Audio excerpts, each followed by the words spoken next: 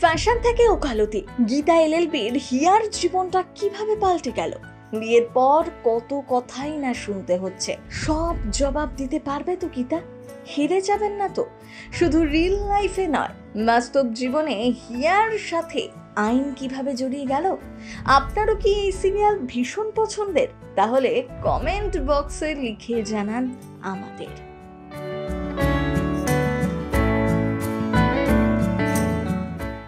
গীতা এলএলবির হিয়া শুধু সিরিয়ালে নন, বাস্তব জীবনেও এই পেশার সাথে কিভাবে যুক্ত রয়েছেন।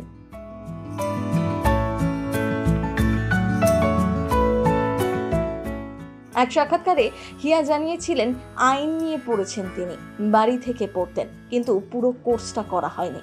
তার আগে অভিনয় চলে এসেছেন, 11 বছর ফ্যাশন জগতে কাজ।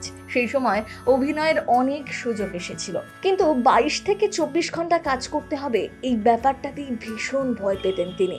শয়ের উচ্চারণ দর্শকদের কাছে মনে রাখার মতোই, তবে তা প্রথমে রপ্ত করতে বেশ কষ্ট হয়েছে হিয়ার। এমনকি শুটিং এর বাইরেও নাকি এইভাবেই ভুল করে কথা বলে ফেলছেন। ধারাবাহিকে দেখা যাচ্ছে গীতার বিয়ের পর তাকে নিয়ে প্রশ্ন উঠছে, সে বিচার পাইয়ে দেবে বলেছিল, তা নিয়ে প্রশ্ন তুলছে সংবাদ মাধ্যম।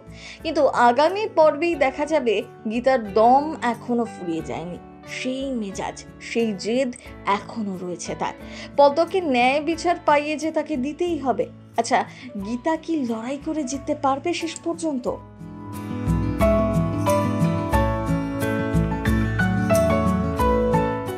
হিয়া কি আপনার ভীষণ পছন্দের? অনেকেই জানেন না, এর আগে নয়নতারা সিরিয়ালে তারা হিসাবে দর্শক ভালোবেসেছিল হিয়াকে। তবে গীতা এলএলবির হাত ধরে জনপ্রিয়তার শিখরে তিনি। জুতো সেলাই থেকে চণ্ডীপাঠ পুরোটাই সিরিয়ালে করতে দেখা যায়। গীতা তো সব পারে, আর হিয়া নায়িকা হওয়ার পর নাকি তার জীবন পাল্টে গিয়েছে। এই স্টারডাম এখন চুটিয়ে এনজয় করছেন হিয়া।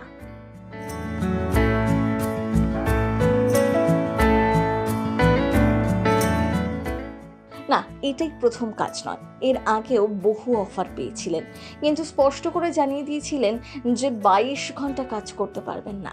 তখন নাকি তাকে বলা হয়েছিল 14 ঘন্টা শুট হয়, 22 না। কখনো কখনো 12 থেকে 13 ঘন্টাতেও হয়ে যায়। আগে সান বাংলায় কাজ করতেন, তারপর স্টার জলসায়। টিআরপিও বলছে দর্শকদের যথেষ্ট আগ্রহ রয়েছে গীতা এলএলবি নিয়ে। গত সপ্তাহেই যার টিআরপি 7.9, তবে টিআরপির এই ওঠা পড়া চলতেই থাকবে।